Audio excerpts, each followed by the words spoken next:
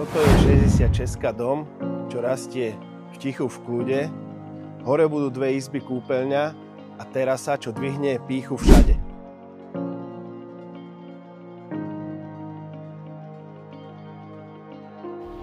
Na 65-ke sa dební druhý strop, na 66-ke je už hotový a dom 67, ten už má strechu aj okná. Pribudlo ticho, výhľad a ďalší krok k hotovému domovu. Elektrikári to ťahajú presne tam, kde máš stláčať vypínače bez rozmýšľania. Veniec, posledný horizontálny krok pred stropom, je to prvok, ktorý drží múry pokope.